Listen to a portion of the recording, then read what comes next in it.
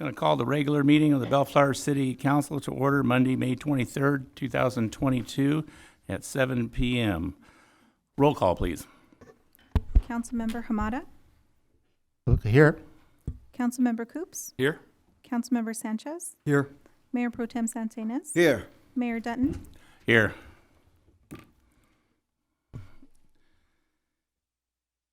Okay, can I have everybody rise? We're going to have the invocation led by Councilmember Dan Coops and the Pledge of Allegiance by P.J. Milana, Director of Parks and Recreation. Let's bow our heads together. Our gracious Heavenly Father, we come to you this Monday afternoon late to ask your blessings on our meeting. We ask that you bless everyone that's here tonight and give us the wisdom to do the right thing for our city.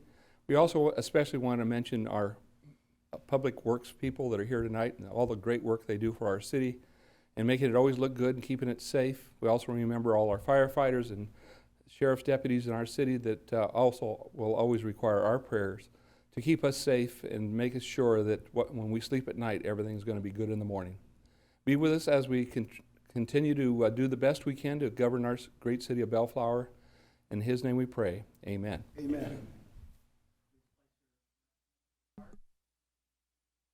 Pledge allegiance to the flag of the United States of America and to the republic for which it stands, one nation, under God, indivisible, with liberty and justice for all.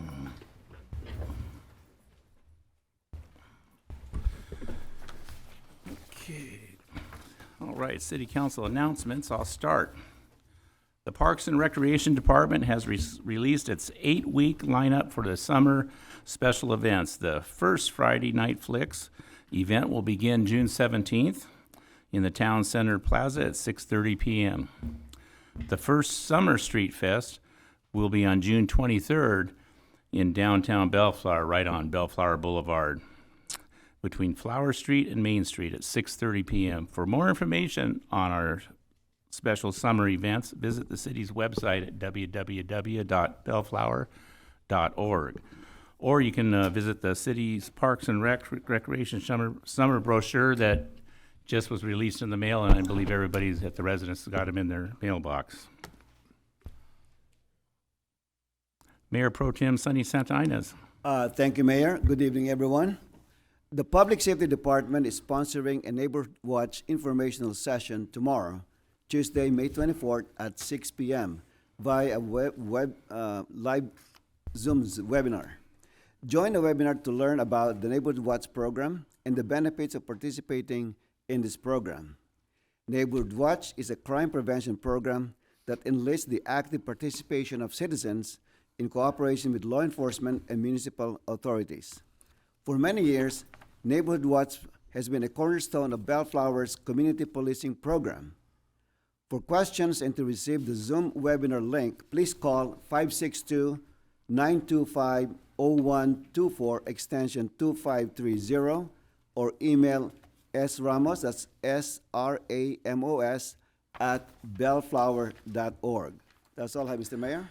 Thank you, Mayor Pro Tem Santinas. Councilmember Raymond Hamada. Yes, thank you, Mr. Mayor. Good evening, Bellflower. The Southeast Los Angeles County Workforce Development Board, and that's also known as CELICO, is hosting a regional job fair at the Artesia Park Community Center located at 18750 Clarkdale Avenue in the city of Artesia, and that'll be on July 27th from 9 a.m. to 1 p.m. For more information, please call 562-484-5012. All right, thank you, Mr. Mayor. Thank you, Mr. Hamada. Councilmember Victor Sanchez. Thank you, Mr. Mayor. Good evening, Bellflower. The city encourages all property owners to take a more active role in ensuring that family members and their guests on their properties refrain from using illegal fireworks this 4th of July. Last year, the city implemented a more aggressive policy to stop the discharging of illegal fireworks. The enforcement strategy permits Bellflower Sheriff and public safety personnel to respond to a complaint at a residential property, film the discharge of illegal fireworks, and if the person or persons lighting them cannot be identified, the property owner will receive a $2,000 administrative citation in the mail. If you have any questions or concerns about the firework enforcement in Bellflower, please call the Bellflower Sheriff Station substation at 562-925-0124. Thank you, Mr. Mayor. Thank you, Mr. Sanchez. Councilmember Dan Coops. Thank you, Mr. Mayor.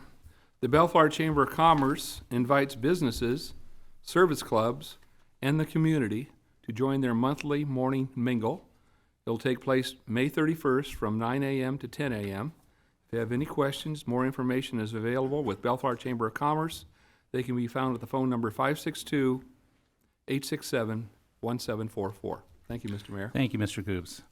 All right, next we have a presentation for Lakewood Station volunteers and an informational presentation on the Lakewood Station's Volunteers on Patrol program, which will be given by our Public Safety Director, Joel Hockman. Take her away. Good evening, Mr. Mayor, members of the council.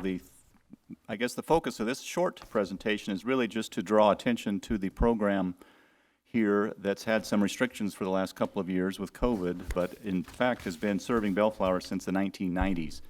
And so with the opportunity and some new energy behind it, I thought it would be a good time, and I know a couple of council members have asked that we bring it before the community.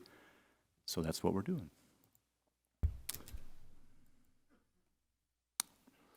If you do find interest in joining this program, you can see from this photo that you will absolutely be part of a team.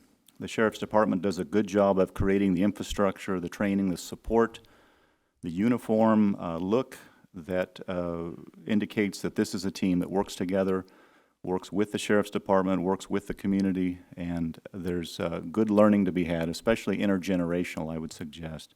A lot of volunteers tend to be on the older side because they sometimes have more time, but younger folks could really learn a lot from working shoulder to shoulder with some older people and vice versa. And I think there's, besides the valuable work that's accomplished, the camaraderie and the learning and the personal growth, I think, are worth mentioning, not to be ignored. So the patrol function of volunteers on patrol is kind of what most communities really are interested in. There's other duties, as I'll get to in a minute, associated with the program, but when you're on patrol, again, you are part of the solution. And a number of people, you know, quite honestly, they complain about this and complain about that, perhaps on Facebook. Did I say that out loud? But by being a volunteer, you are being part of the solution. You are saying, I don't like something, I want to be part of making it better in a tangible way. And I think a uniform and a uniform vehicle with training, looking for things that are wrong or suspicious, acting as eyes and ears, calling it in, so forth, is a pretty tangible way to be part of a solution and be more or less a force multiplier. We have sheriff's personnel out there, we have community service officers from the city out there, we have Southwest Patrol trying to help out in our neighborhoods and in downtown, and volunteers on patrol is yet another extension of that, and well worth considering would be my suggestion. And you can see the wide array of duties that volunteers within LA County can do.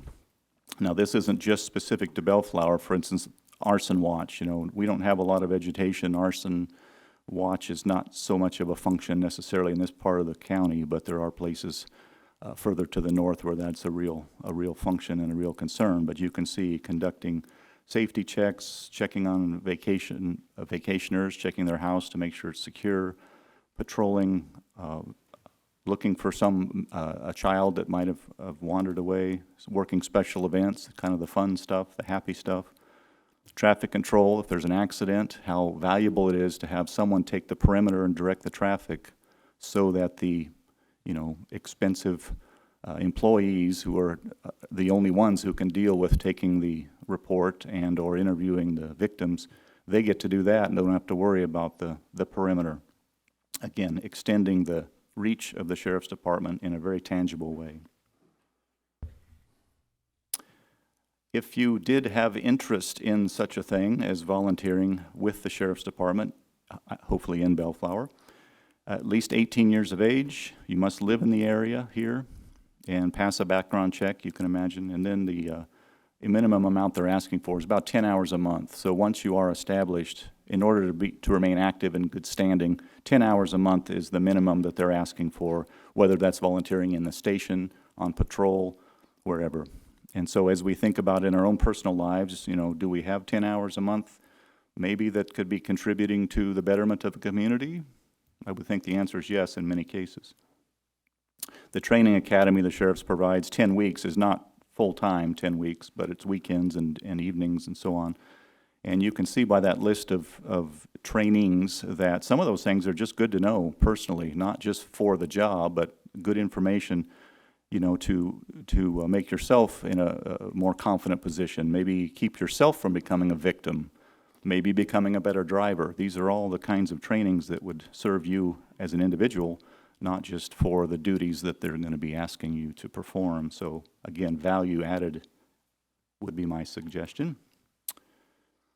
So for Bellflower residents specifically, as council members, you recall during the budget process, you approved some funding to be an extra incentive for Bellflower residents to get involved. And if you, as a local resident, do get into the program and you pass that probationary period, in other words, you're a keeper, the city's going to reimburse you for your uniforms. And that can be $200 or $300 worth of contribution and support that the city's providing. So again, we want people that are listening to this to really think about that and decide, you know, hey, it's not going to cost me anything. I am going to learn some valuable skills. I am going to make a tangible difference for the residents in my community. Seems like a good idea. The fact that I keep saying that means I actually believe it too. So if you do have interest and want just to get questions answered, at least start a dialogue, maybe find out more. There is a website available, false. There is an email address available, Lakewood VOPS, Lakewood VOPS at lasd.org would be the email to send any questions and so on to. You can call the station and ask for the volunteer office. We have a new Sergeant Martinez who's in charge of the VOPS, so he, new to the position, is looking to grow the function, looking to improve in areas that we can, hopefully recruit some younger people to go along with the more senior members so we have that intergenerational strength. And so a lot of reasons for you to consider VOPS, especially VOPS in Bellflower. That's really about it, unless there's questions. Any questions to Mr. Hockman? Oh, sorry. That's okay. I'm looking the wrong way, right? No, there's no wrong way. All right. Both ways are correct. Mr. Inez, go ahead. Thank you, Mayor. Thank you, Ms. Hockman, and just for information, I'm one of the council members who asked for this update, so I'm guilty of that. Good presentation, very informative. I have a couple of questions. This information is very useful. Can we put this on the website? That's my first question. Can we do that? Would think so, yeah. All right, because I really want to promote this program. Okay, especially with the crimes going on right now, especially LA County, we need a lot more volunteers. Okay. Number two is, do you know how many volunteers patrol we have that are from Bellflower? Great question. I wish I knew the answer.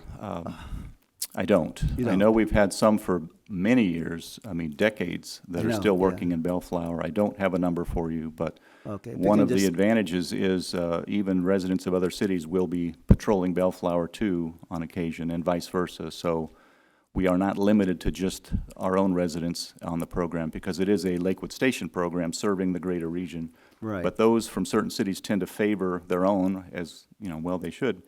So but we do have occasions where someone will come in from another area and work the bike patrol. Okay, once you have the Pardon me, information, if you can share it with us later on. Sure, that I would can. be very helpful. It'll be a phone call. Yeah, okay. All right, very good. Thank you so much. That's all I have, Mr. Mayor. Anyone else? Mr. Mayor, just one question for Mr. Hockman. Go ahead, Mr. Sanchez. Thank you. Mr. Hockman, would it be possible to include this kind of promotional information at our upcoming summer events to get it out there into the community a little bit more? Like a booth? Yeah, like a booth or something of that nature. I'm actually imagining a volunteer on patrol working the booth and Perfect. trying to recruit. In fact, in the picture here, the lower left of the screen, that's Danny. He's actually a part-time CSO for us as well, and he's been doing the VOP program for quite a while, and he's working the table coincidentally as you speak. Perfect. All right, wonderful. Thank you. Thank you, Mr. Mayor.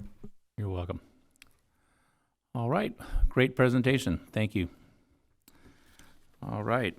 Item 10, public comments. Mr. Stewart. This is the time set aside for the public to address the city council on matters not listed on the agenda. Anyone wishing to address the city council should come to the podium, be recognized by the mayor, and state your name for the record. If you wish to address the city council on an agenda item, you may do so by approaching the podium as we review that particular item. You'll be given 3 minutes to address the city council. All right, this is the time for anybody wishing to come up and speak to us. Items that are not on the agenda. State your name and sign in, and go ahead and speak. Good evening, Mr. Mayor Hello. and City Council. My name is Chrissy Padilla-Berkey, and I'm with Kingdom Causes Bellflower.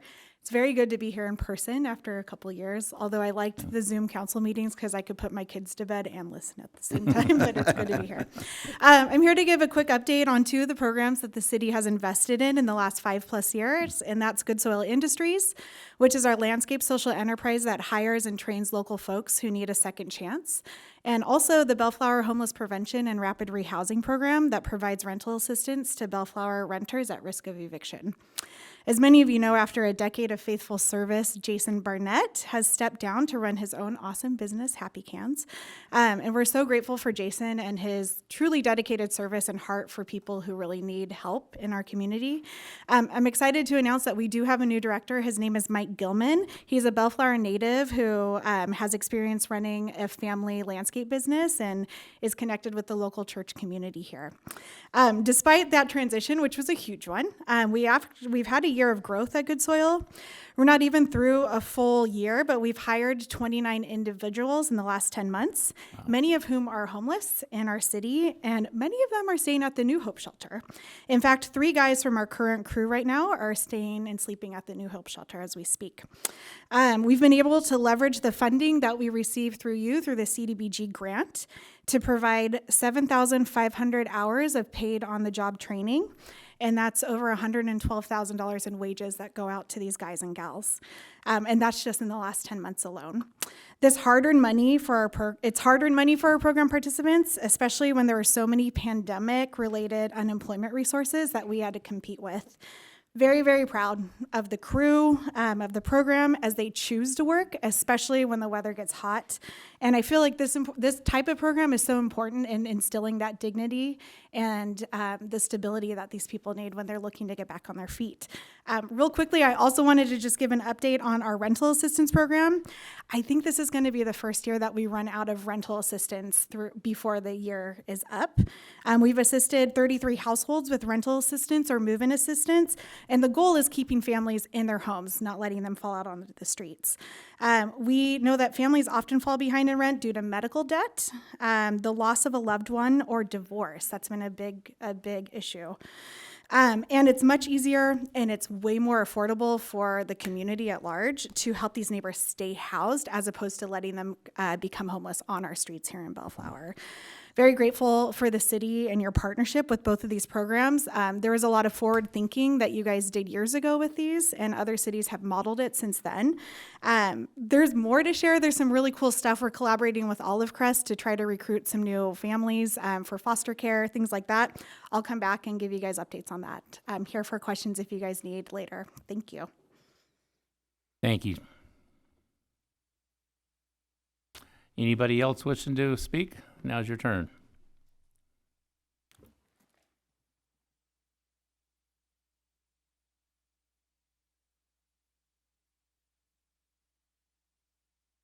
Good evening, Mr. Mayor and members of the City Council. My name is Abdul Johnson.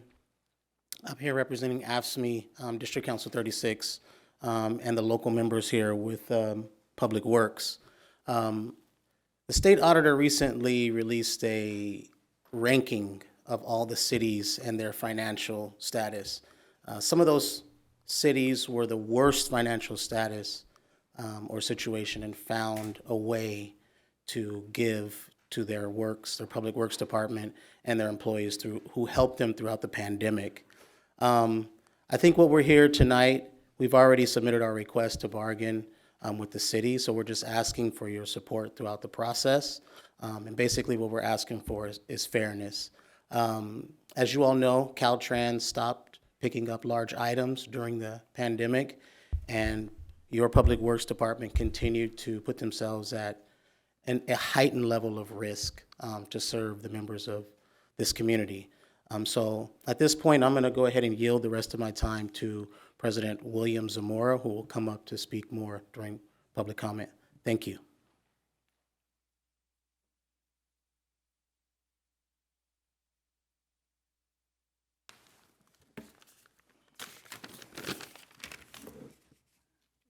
Good evening. My name is William Zamora. I am the president of the Bellflower Local 3745 Full-Time and Part-Time Maintenance Community Service Officers Unit. I stand here with my fellow brothers and sisters and our membership's families to request the City Council's consideration. On March 2020, the United States officially characterized COVID-19 as a pandemic in California, and California became the first state in order to state their other residents to stay at home with the exception of essential personnel. Jeff Stewart, our city manager, declared local emergency on March 12, 2020 here in the city of Bellflower, which empowers management to take proper steps and protect the city and the staff and the general public. April 2020, the world shuts down, borders close, curfews are implemented, and people begin to panic as cases start to surge. I'm not sure where everybody's mindset was at this point, but I was personally genuinely terrified. The uncertainty of the new pandemic raised a level of concern in all of our households, whether it was due to securing childcare, news of overwhelmed hospitals with no ventilators, price of medical supplies skyrocketing, and lack of groceries and toiletries. With all of this chaos happening in the world, many city employees were afforded the ability to work from home, but members from Local 3745, maintenance and community service officers, were not afforded this accommodation as we were classified as essential to maintaining the City of Bellflower's mission statement, to protect and enrich the quality of life, and to make Bellflower an excellent place to live, work, and play. And we did. Maintenance workers continue to maintain parks, facilities, roads, and repairs in the city. Community service officers continue taking in-person police reports for thefts, fraud, and mainly business and home burglaries, which spiked during the pandemic. Maintenance worked with public safety in cleaning out transient sites around the city against the CDC health order and Caltrans order to suspend cleanups due to the risk of COVID-19 exposure. The employees appreciate the city for all the precautions, safety measures, and implementations they took to limit the exposure of COVID-19 while at work. We also appreciate the 3 days that the City Council awarded the staff during the holidays to supplement the year before that staff had to furlough the 5 days. We hope that the city and the City Council can provide the professional courtesy to meet with our unit in the near future. We also hope that you can champion this gesture as many other cities have in rewarding their essential employees for working through a pandemic. Thank you all for your time and your considerations.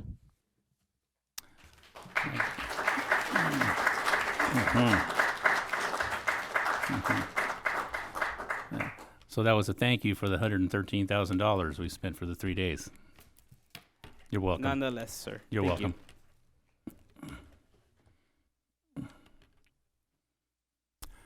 Anybody else?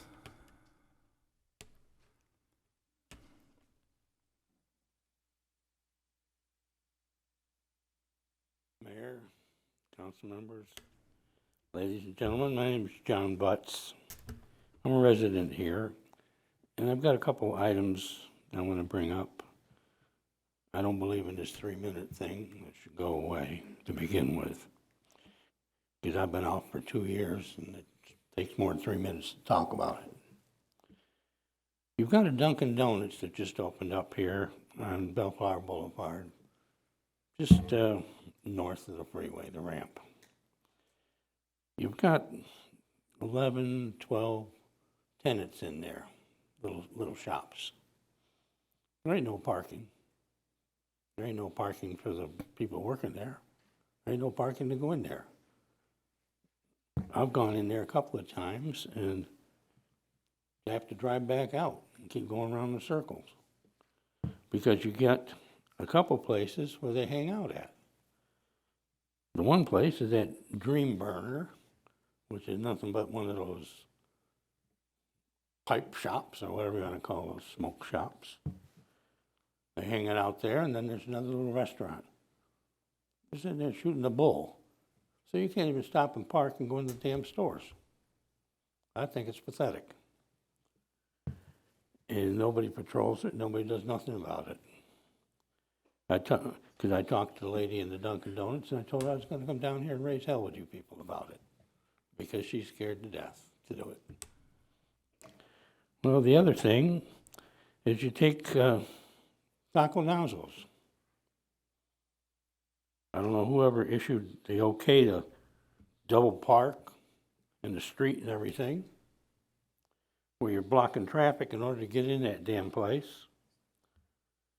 I've got pictures of it where the bus even has to go out in the fast lane to get around. You got parking at the curb, you got the one lane block too, trying to get in that place. Either they shut the darn restaurant down or shut the drive-through down, one of the two. It's a hazard, a death trap, and somebody's going to get hurt real bad, and you're going to be part of the problem because you're allowing it.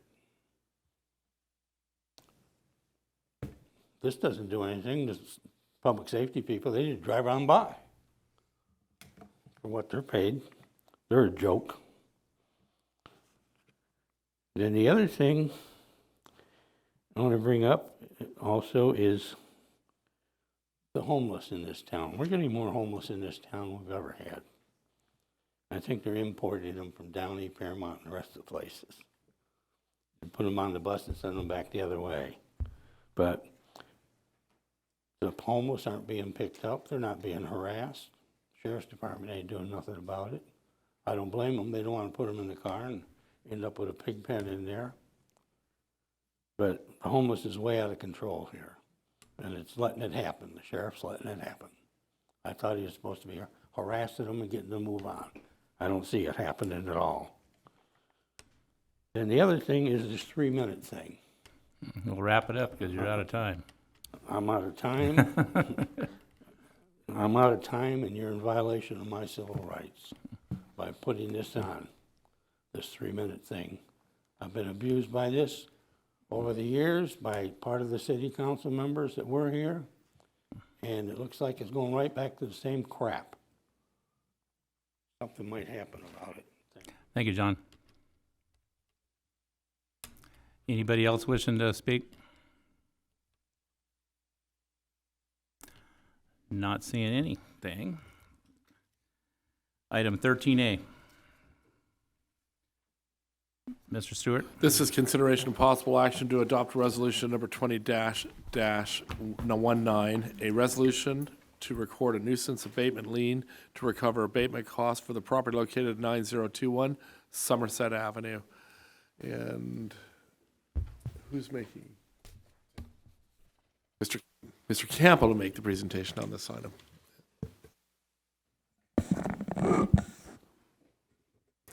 Mr. Mayor and City Council, good evening. I'm presenting on this resolution concerning the city's recovery of abatement costs regarding actions for abatement of property located at 9021 Somerset Boulevard.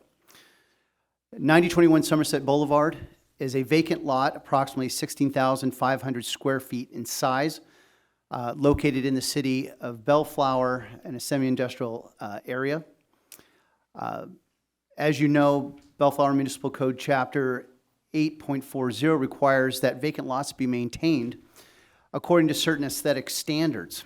After receiving no response from multiple compliance notices sent to the property owner at the address of record, on or about May 25th of 2021, the city executed an abatement warrant and generally to bring the property into compliance with the vacant lot ordinance. And this included removing significant amounts of weeds and overgrown vegetation, the accumulation of trash, junk, and debris on the vacant lot, an unpermitted chain link fence, and associated barbed wire, and then installing Kentucky style fencing and a gate along the lot along Somerset Boulevard, and covering the entire property with approximately 2 inches of wood chip ground cover.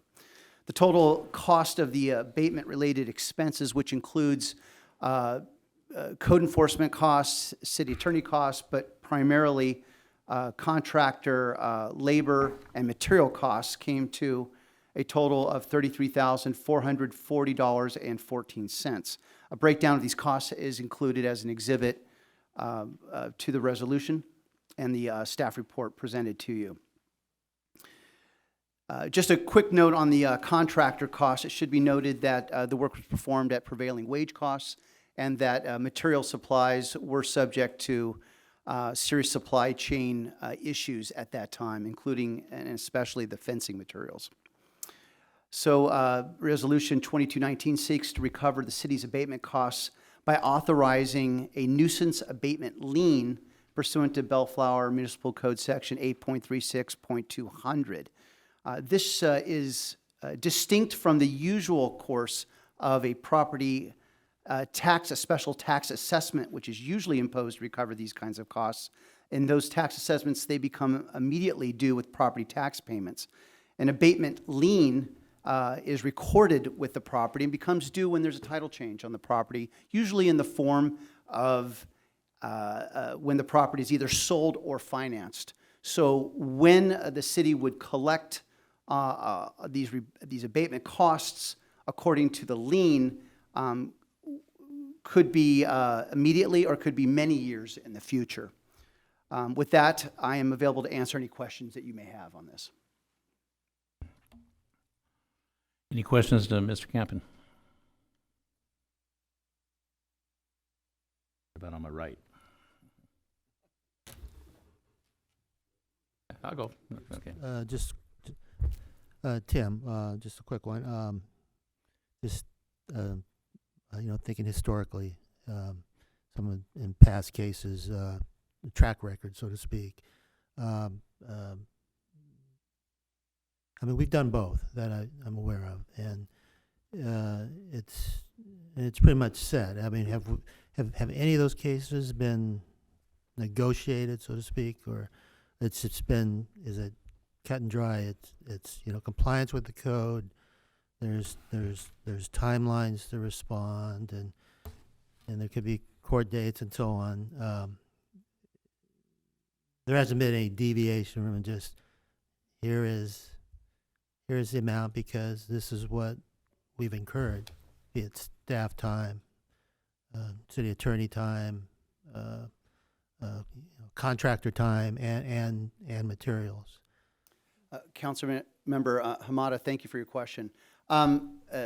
The city approached abatement of and enforcement of this case as it has with quite a number of other vacant lots. There's been no deviation in the method of enforcement or in the pursuit of collection of costs of this abatement-related cost. There's been no difference in our approach with this case versus other cases, except perhaps the request to pursue recoupment through an abatement lien rather than special tax assessment, which would be due immediately. Yeah. The lien is not due immediately. Yes.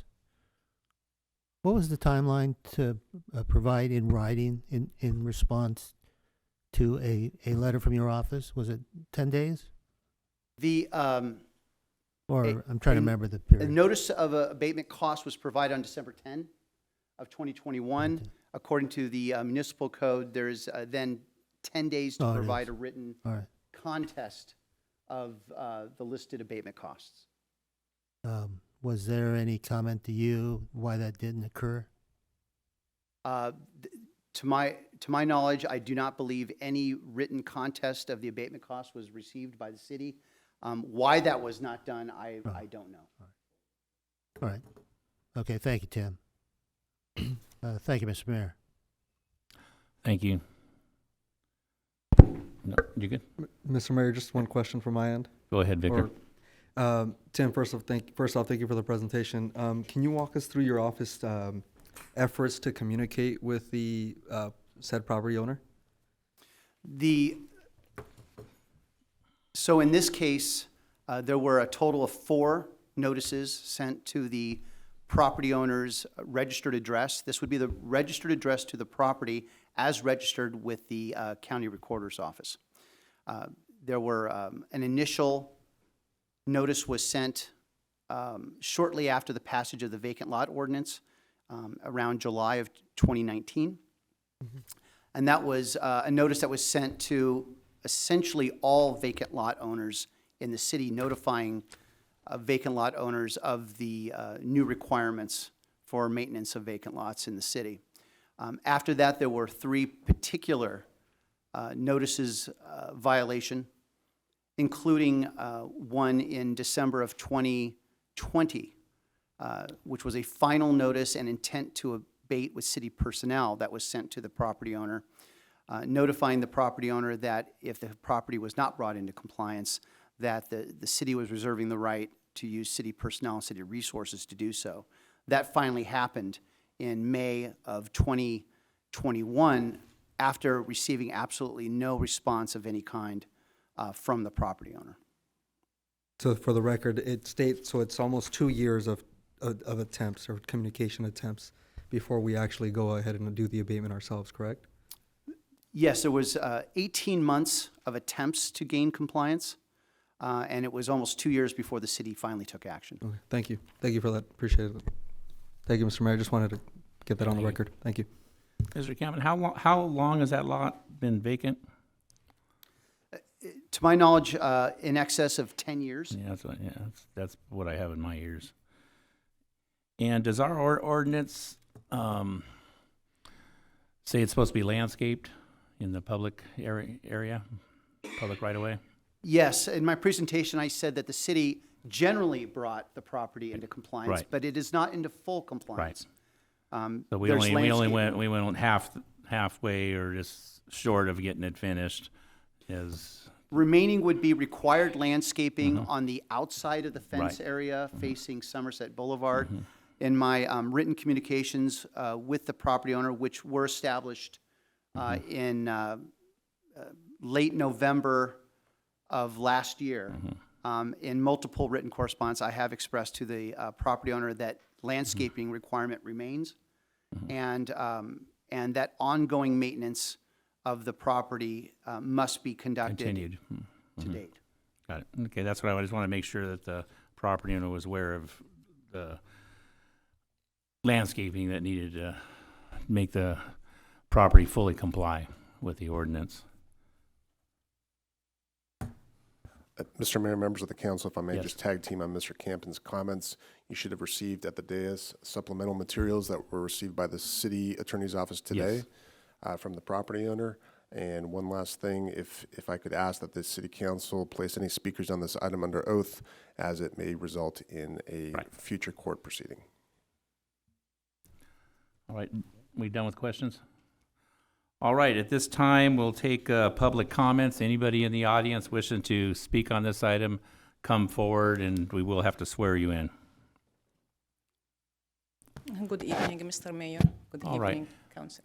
At this time, is there anybody else in the audience that is going to speak? Because I would like to swear you in at once, and we'll have to do this once. Not seeing any? Okay. The city clerk will administer the oath. Thank you, Mayor. Do you solemnly state under penalty of perjury that the testimony you are about to give in the matter pending before the city council shall be the truth, the whole truth, and nothing but the truth? Sure, yes. Thank you. Okay. My name is Dua Mujahid. I am a Pardon me, what wife- was your name? Dua Okay. Mujahid. I am a wife of a recent deceased Galal Salim, the owner of the property. I just want to give you a little background about the issue. Back in 2018, we moved all the family to Riverside. I have proof that we moved to Riverside, all the family. My husband had a pancreatic cancer on October 2018. Since then, he stopped working, and we are dealing with surgery, chemo, radiation for the whole 2 years until we come back to Downey after the COVID on end of 2020. And at that time, my husband had a big surgery, and after that, a couple of radiation. And all of you can imagine how suffer. Someone has pancreatic cancer, and he did multiple surgery, multiple chemo, and the cancer began to move to liver, and then for the whole body until he passed away on April 25th, 2021. After he passed away, I look up in everything. Before that time, I never take care of anything. I came from different culture. My English, as you see, is not 100%.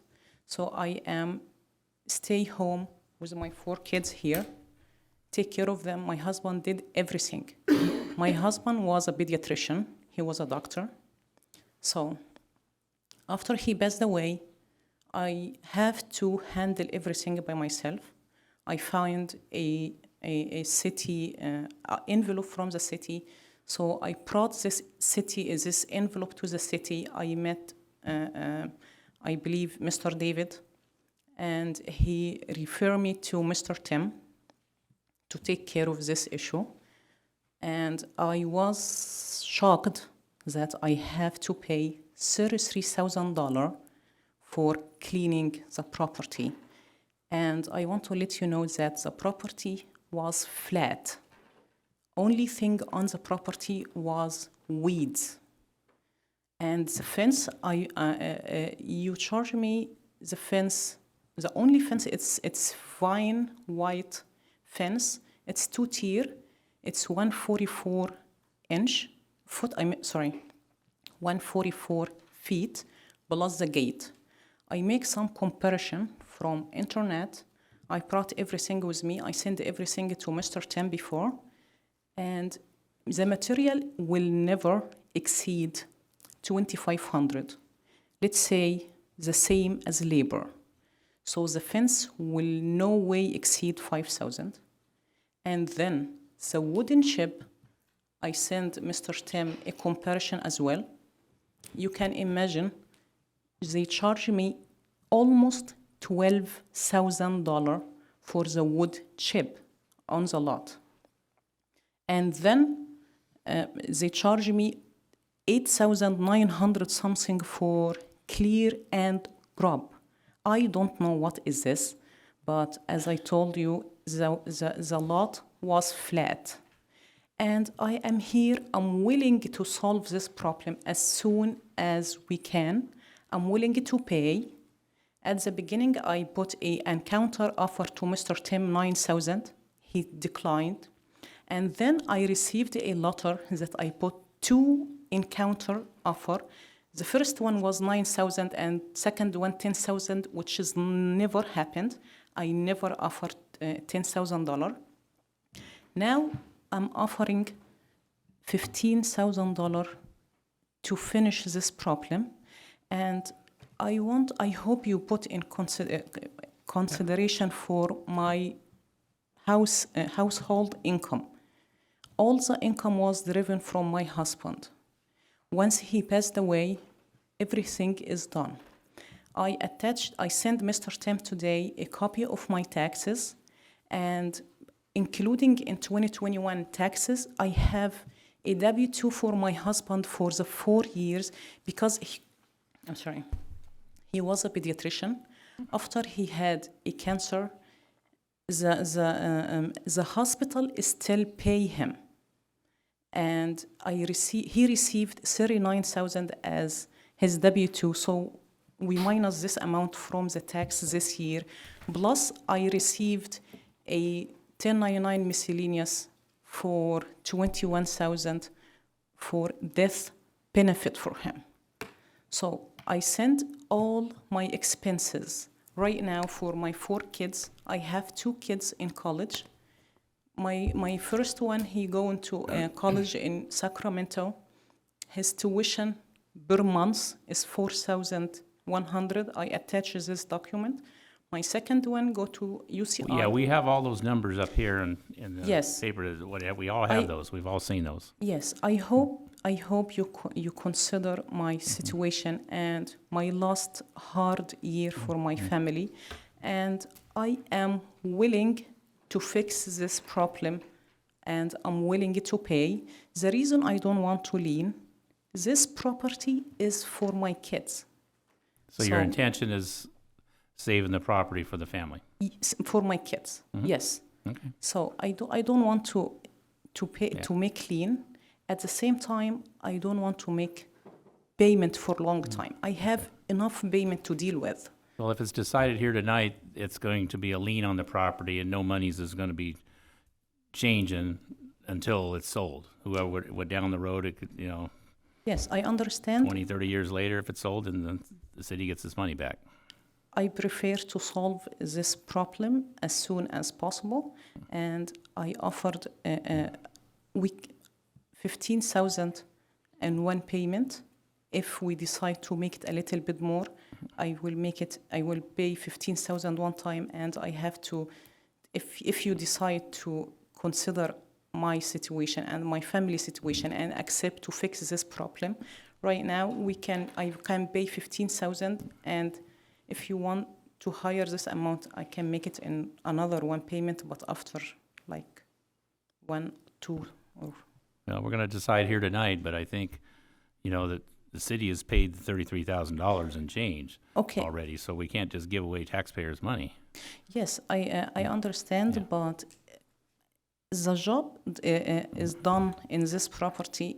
It doesn't worth this amount. Is $33,000 for cleaning empty lot is so much. And you're not the only one. There's others through the city that we've done this to, and we kind of gotta stay the course and do everybody evenly. Okay, even if we find a comparison online for the fence and for or we can find any comparison, this price is so high. That's what was paid. Okay, Mr. Mayor, I hope you consider our situation and accept. Yeah, we'll to go into a fix it. discussion with my colleagues, and we'll decide. Yeah. I hope you can consider all what we passed through last 2 years, and I came here. Once I find the letter, I came here to the city hall, and Mr. David and Mr. Tim told me that they sent so many letters and someone go to the home. We didn't receive that, and I have proof that we were located to Riverside. All right. Is there any other questions, my colleagues, to the Well, I just want to make property owner? I just want to make a couple of comments, Mr. Mayor, if I Go right may. ahead. First of all, Mrs. Megahead, I'm sorry for your loss of your husband, and to your family, I'm sorry for your loss of your dad. We are in a very difficult situation here. First of all, you're the only ones who in this similar situation. And the city, as a city, we don't want to be in the fencing business. We don't want to do that, because we want, first of all, to have voluntary compliance. If the property owner decided, we want them to fix it, because it's a lot cheaper for them to fix it. As you know, there's such thing as prevailing wage. So if the city does something, it is more expensive right off the bat. So, and secondly, I want to point out that the city is not making any money out of this. This is what we paid for. So I understand that you can find something cheaper by Amazon, you can buy day laborers, but that should have been done a long time ago through voluntary compliance. I want to make sure that you fully understand the city's situation in this case. The other thing that the mayor mentioned is, it's very clear. We just cannot discount this, because that's what we paid for. Otherwise, we'll be it's gonna violation of gift of public funds. We could possibly go to jail if we give away something that's from the public to an individual or to a private entity. The other thing is, as I mentioned earlier, you're not the only ones. We're dealing with a lot of vacant properties. So if we do this, it will set a very bad precedent for us. So how come the next one that we did? So we're gonna discount their fencing, and goes on and on and on. So I just want to be very careful in terms of what we do in this situation, because if I remember correctly, you're the first one that we will be doing this lien. Is that correct, Mr. City Attorney? So you're the first one. So I just don't want to set a bad precedent for the city council that we cannot back off later on. Because once we do a discount here, the next one will be asking for a similar discount. See, thank you. That's all I have, Mr. Mayor. Thank you. Thank you. No questions. No questions? Yeah. Are you done? I'm sorry, but Yeah. I never ask for discount. I'm asking for the real price for this job. I see that it's not fair to pay so much high amount for a job. I know that you paid $33,000, but the job done in the property, it's not worth this number. And I didn't have option to fix it by myself. I didn't. And I'm sorry, but if the city council and the mayor didn't give me consideration of this hard time we passed through with my family, who will look at us? Who will give us? I don't want to say excuse. I will never say excuse, but just consideration for what happened for us. You said this happened for many people, but not everybody have my situation.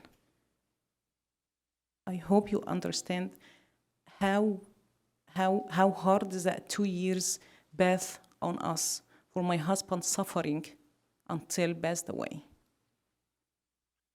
Thank you. I understand your situation, but that's what we paid for. We paid $30-some thousand. The city is not, again, I just want to emphasize, the city is not making any money out of it. We're not making money. We're just getting reimbursed, basically.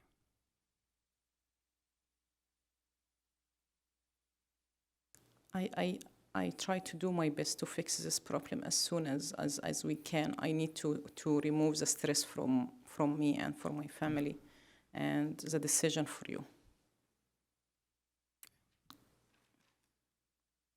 I offer $15,000, and if it's a little bit more, but I have to make it on another payment. Yeah. I cannot pay more than this one, more than this amount in one time. Yeah, no, we're gonna, the price is what we've paid out, $33,000 and change to it, and that's the price, and unless you can make a payment schedule with the attorney's office, is that what you're saying? No. No, you said you can't pay more than 15,000 at once. 15,000, I Okay. can pay it. We're not gonna take 15,000 for, I don't think, until we vote on it. Okay. $15,000, for a $33,000 bill. Okay, may I ask a question, please? Yeah. What is the limit for this job to be done? What is the highest or the minimum price you want me to pay to fix this problem?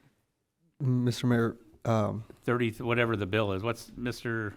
Campen, is it 33, what's the exact amount, so we have it in the record? It's $33,440. It's $33,440.14. Yeah, that will fix it.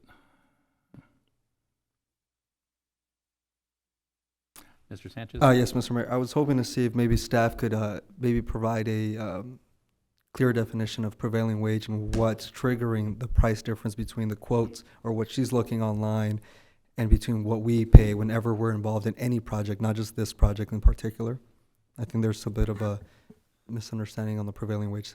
Councilmember Sanchez, thank you for the question. The difference between what a private individual might pay and what the city is obligated to pay is that the city is obligated to pay what's known as prevailing wages, and these are wages that are set according to a certain standard, that what is considered livable wages that are generally higher than what the general public can negotiate for private industry, what a private individual or private company might accept. Sometimes the same company that might contract with the city can contract to provide the same services to private individuals at a lower rate because they're not obligated to pay their workers what's known as prevailing wage. That is a different cost.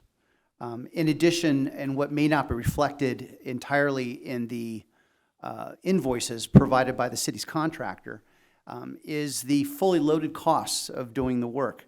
While the same, say, bag of mulch might appear to cost less at Home Depot, what that does not also include is the cost of transportation, the cost of applying the materials to the property evenly and throughout over 1,600 square feet.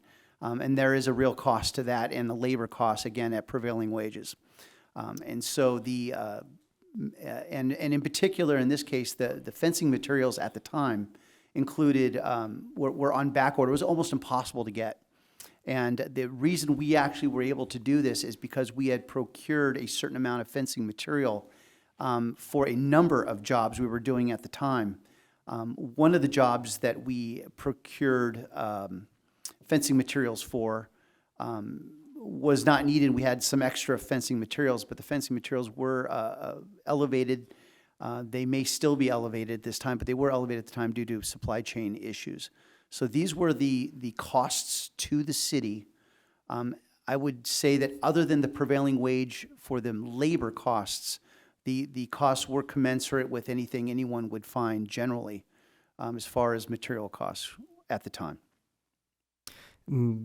Part of the reason why we're seeing a difference between the numbers that she's finding at Home Depot or online, right? We're seeing that through prevailing wage. We're seeing that through different costs that are obligated to be charged through the city.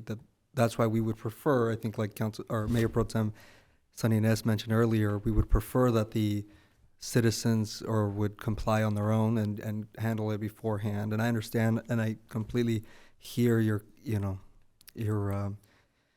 comments today, this evening, and my deepest condolences to you and to your family. But I think to concur with Councilmember or Mayor Pro Tem Sunny Santinez, it's about precedent at this point in time. You're the first in this situation where we're going and saying that there has to be remediation for the funds utilized to actually do this job. And it's going to have to be the same thing across the board.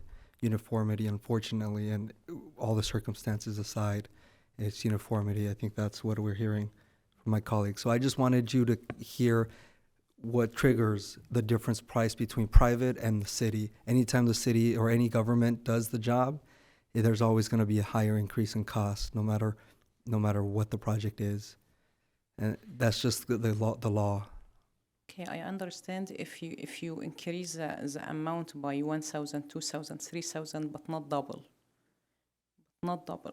It's more than double. Unfortunately, we don't control the amounts or the rates. Those are set by. Mr. Mayor, members of the council, if I could add some things based upon Mr. Campbell's comments and the city council's comments. First of all, the total amount that you're considering tonight does not consider, for example, our time that we could also seek reimbursement for between 2021 and today's date. All the attorney time can also be recovered during that time period. So this property owner is already receiving an additional discount. In addition, Mr. Campen already explained that the abatement lien is different from actually putting this on the tax rolls. If it were being put on the tax rolls, we would immediately be able to recover this amount at the next tax roll, the next time that property taxes were paid for. So this lien will continue on without the need for payment until either the city chooses to foreclose upon the lien or the property changes hands again. So that is an additional benefit. And lastly, I just wanted to point out that this isn't the first time that the City Council has considered an abatement lien or enrollment in the tax rolls. This has been a consistent effort by the city to recover all of its code enforcement costs. This is a code enforcement issue, and it is for purposes of those members of the audience that are listening. That means it's a law enforcement issue. It's not it's a more civil means of trying to bring compliance, and that's after all efforts at voluntary compliance have failed. Excuse me, I'm happy to answer any other questions. Okay. Yes, Mr. Hamada? Yes, Mr. Mayor, thank you. Just a quick one, again, first, Ms. Mega and family, please accept my condolences. You had mentioned during your testimony some figures that seem inconsistent with what California Landscape and Design conducted. I'm going to look to Bernie, because Bernie's from Public Works that likely managed the project. So, Bernie, there was some mention of lineal footage of the split rail, and she questioned the clear and grub. And I believe there are also some additional work. It was not only wood chips, but apparently there was, I recall, because I am familiar with that site because I used to go to the Paramount Animal Hospital and take our pets. So just to be clear, and she can be clear on what was actually done. It wasn't just wood chips and fence. And so there's that clear and grub. Well, first off, Bernie, do you have the, oh, you don't have the, I'm sorry. We've clarified all this. Yeah. The building, we've put all the detailed. Yeah, work no, I know was done that, there. and I understand, but Right. she just, because she's mentioned something, that's all. And I just want, just so everybody, she understands that this work was done. And so there was clear and grubbing. There was obviously the split rail, and it appears to be longer than what she mentioned, 144. It says 242, and there was also the removal of the barbed wire that was on the property.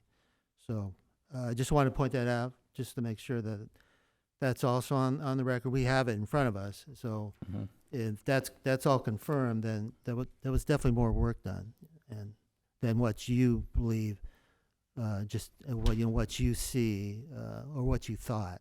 So. Okay, thank you. Last thing and last question. I received here a city attorney cost, so I didn't take a discount for attorney cost as I heard right now. And last question for me. Do I still have time to request a mediator? Because I feel No. We're going to make a decision tonight, I believe. this is a last decision. Yeah. Yeah, it's on our agenda, unless the council decides something else.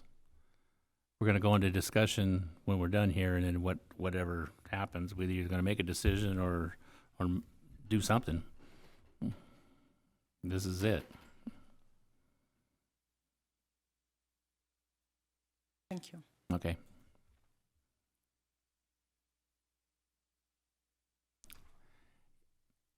Anybody else? No. Oh, we do it again, okay. What's your pleasure, guys?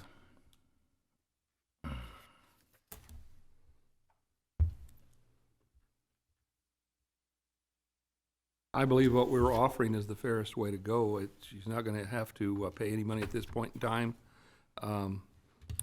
There will be an attachment to the property, and that can be dealt with at a later time.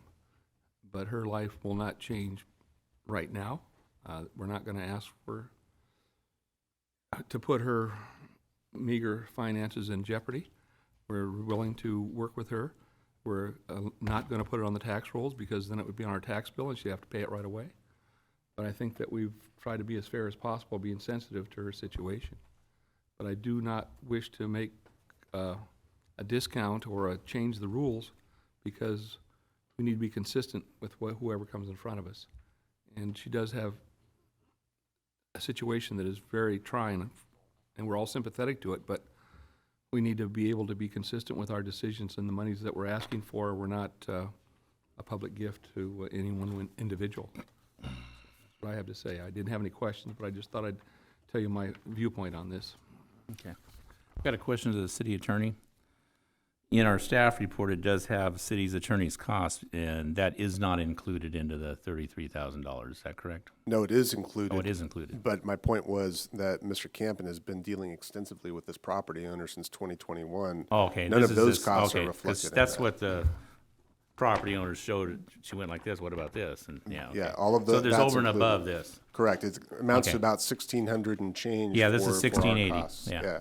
That doesn't include, I don't know off the top of my head how much time Mr. Campen has engaged the property owner up to Okay. this point, but I imagine it's along the same lines. But So- we've stopped billing. Correct. Got it.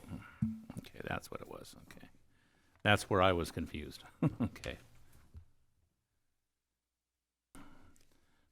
Does somebody want to make a motion or further discussion? Mr. Mayor, I'd like to make a motion for the City Council of Bellflower to adopt Resolution 22-19, a resolution to record a nuisance abatement lien to recover abatement costs for the property located at 9021 Somerset Boulevard, APN 6278-008-010. I'll second the motion. Got a motion on the floor for 13A by Mayor Pro Tem Sonny Santinez and a second by Councilmember Coops. Call roll, please. Councilmember Hamada, Aye. Councilmember Coops, Aye. Councilmember Sanchez, Aye. Mayor Pro Tem Santinez, Aye. Mayor Dutton, Aye.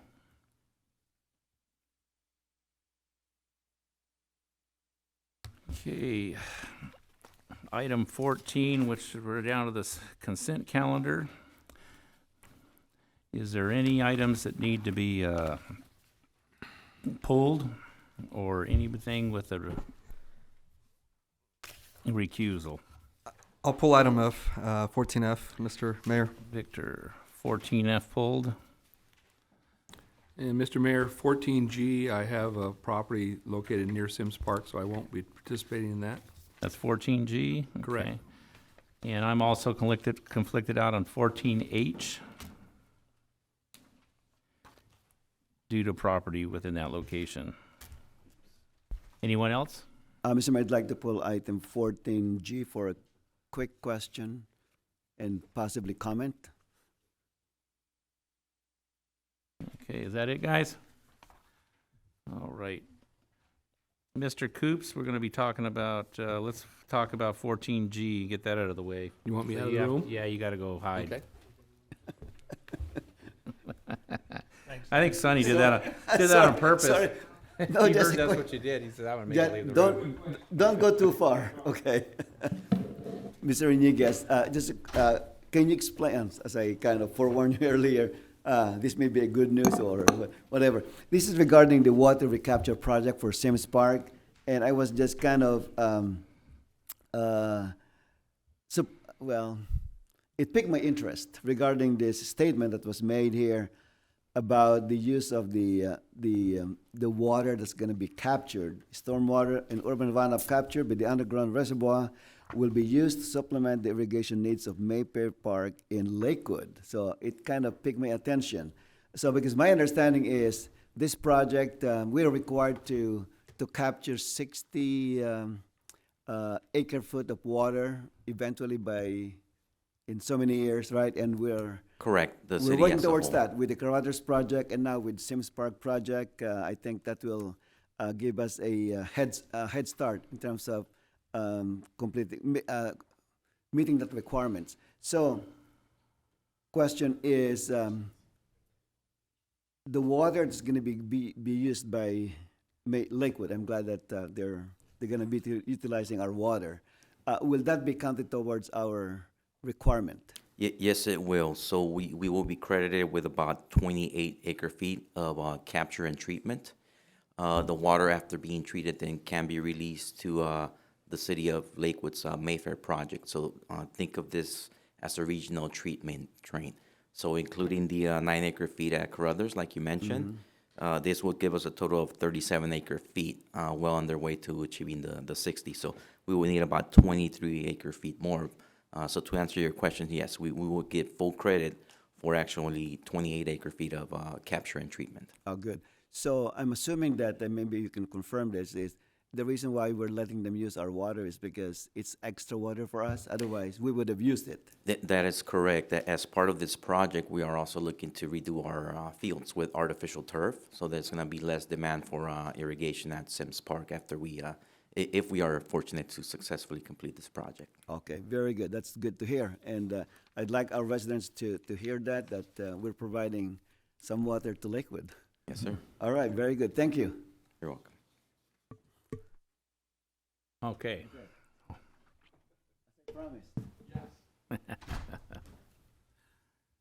All right, Victor, you got 14F. Yes, thank you, Mr. Mayor. Bernie, would you mind, just for the purposes of the audience and knowledge, just kind of tell us what we're going to be doing with 14F and then some of the steps we'll be taking to notify the residents of the work that's coming? Sure. So this is for our SB1 funds, and this will lead to a couple of street improvement projects. First one would be resurfacing of Alondra Boulevard from Hayter Avenue to Bellflower Boulevard. This is anticipated to commence December 2022. So we will go ahead and once we advertise for bids and select the contractor, go ahead and notify the surrounding impacted businesses and residents of this project. The second one is also a resurfacing project that will be on Bellflower Boulevard from Flower Street to Beach Street. So this one actually will be getting done before the Alondra project, and we're shooting for July 2022 to get that going. So again, same deal. We'll advertise for bids, select the contractor, and require that contractor to put out the appropriate notices for the community. Thank you, sir. You're welcome. Thank you, Mr. Mayor. Thank you. And that was it. Okay, let the record reflect that myself is recused on 14H and Councilmember Coops 14G. Get a motion on the remaining Move of the consent calendar. Second. Got a motion on the floor by Councilmember Coops, second by Councilmember Sanchez. Without objection, that'll be the order. Council reports, anyone? Anybody want to chime in? Victor, go ahead. Got that smile on your face. I'll report that, well, let's see. It's been a busy couple of weeks or days, you know. Some of us were out of town for the Contract Cities Association. And I know some of you were present at the Community Family Guidance Center benefit dinner on Thursday. And so just want to say thank you for those who attended. And then that's about it. Just, looking forward to summer taking off and all our programs being up and running. You got any preliminary numbers for the benefit dinner? Benefit dinner. Absolutely. We're looking at 120 plus, Nice. Close to 130, so 130,000 Good job. for Children's Mental Health Services. So thank you, Mr. Mayor. Mr. Mayor? Mr. Coops. So as we are well aware that all the communities in our area, or the whole state, is going through a drought, and I'm not asking for staff to come up with a report tonight because I'm just trying to get my arms around what is the water situation in Bellflower. If you could poll some of the suppliers in Bellflower, since we have different water companies, and find out what their plans are. I know that there was a well that was to come online from Bellflower Somerset. I don't know if it ever came online. We've not heard anything yet officially, but we will double check. Yeah, but if you for could, in the next couple of weeks, check to see what we need to do as a community leaders to find out if we need to start doing some different programs to try to mitigate some of the water usage. But it's something we can't ignore, and we need to get our arms around it best we can. But if staff could maybe put something together for our next staff meeting, telling what our water needs look to be and what the provisions for that will be. That's all I have, Mr. Mayor.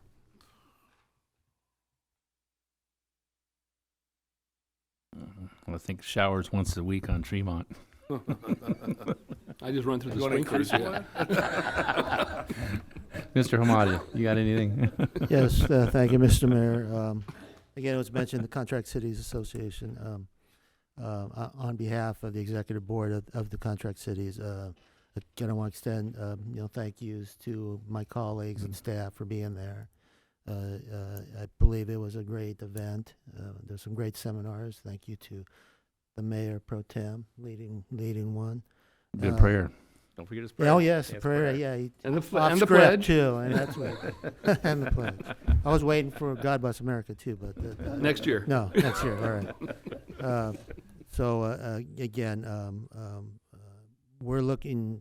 We meaning the contract cities. We're looking to grow. So one of my duties apparently now is to be the chair of the membership, and so we're looking to grow the association from hopefully say roughly 80 members to 100 members. So I'll be busy. So, last week I attended a Red Cross recognition event. One of our residents, Richard Motahano, he saved a woman's life from a burning vehicle after she crashed into a number of propane tanks. She was trapped, and he was able to extract her from the vehicle with the help of some others after he found a crowbar to break the rear window. She could not get out of the front doors because they were blocked by the tanks, and she couldn't get out the back seat doors because they have child-proof locks on them. So they were able to get her out through the back, and so she was there also. And so, of course, she was blessed to survive. And so I did extend an invitation to Richard to hopefully come to a future council meeting and to be recognized, because I'd taken one of these certificates just in case. But I decided to let him, that was his time. So I didn't need to follow up trail and be off script too. Apparently that's what I've been. So hopefully in June we're going to work out something for him. This Saturday I stopped in at the Day of the Shred and checked it out. It was moving quite along. So the vehicles were pulling up and emptying very quickly. So again, to extend kudos to staff. PJ's staff was out there covering. I saw them again helping out the drivers, traffic control, and so on. So again, thank you, PJ. And this morning I went to the grand opening of the Kaiser Permanente Downey facility, the new tower. So I was able to present the certificate there. Had a good time. Again, it's like I said, a modern facility, state-of-the-art equipment. They've added enough beds to be the number one Kaiser facility, number bed-wise in the state. So they're at, I believe, 425 beds, I believe. So they apparently have an in-company competition between them and Sunset, and each time somebody expands, the other one expands, they exceed, and they keep going. So and we got a tour, and that's what again you'll be kind of knocked down and seeing how again, nice place to visit. You don't want to stay there, live there, but again, totally modern. When you have a patient room that has a 75-inch TV, it's in each room, so they spent some money, of course. So yes, but they have a great program where you can do everything on that screen. So I don't have enough time to describe it. So, but again, that's again, thank you for the opportunities to do all that, and so we had a great couple of weeks. All right, okay, thank you, Mr. Mayor. Good report. Mayor Pro Tem. Thank you, Santiago. Mayor. Just, I hope that CASA will not increase our premium at the next negotiation. So anyway, I just want to report, first of all, I want to thank Vanessa Delgado and Azure Development. That was a great grand opening of Starbucks on Bellflower and Cedar. It was well attended by the community. So I think they're forging ahead with the development of the other restaurants within that complex. So look for that. And also, I want to explain what happened at the contract cities, where they were saying that about the Pledge of Allegiance. On the first day of the seminar, they did not do the Pledge of Allegiance nor an invocation. And I told the president that evening, that was Friday evening, I told him, you did not do the invocation and the Pledge of Allegiance. He said, we'll do it the next Saturday. And so since I was the moderator for the first session on Saturday morning, I was waiting for them to do it. They did not. So I took upon myself to lead the Pledge of Allegiance and then the invocation. And I told him that if there's any penalty, send the bill to our city manager. Have you received any invoice? Good. I hope not. And that evening, I went to see the Bellflower Civic Chorus. They had a fantastic show. It was Be My Guest for Disney. It was well attended. And I hope that future events will be well attended too. And finally, I want to give a shout out to our Parks and Recreation staff. I got a couple of phone calls about the mulch giveaway and also the Bellflower Looking Better program. Positive comments. So that's very useful for our residents to call me to thank me for those programs. So I think with 2 phone calls, that's a significant multiplier. I think a lot of people are very happy with those programs. So that's all I have, Mr. Mayor. Thank you so much. All right, thank you.